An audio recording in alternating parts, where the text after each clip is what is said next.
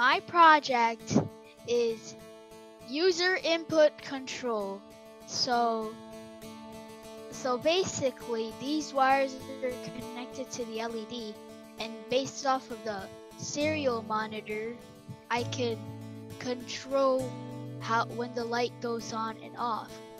In the serial monitor, if I press 1, the light will turn on.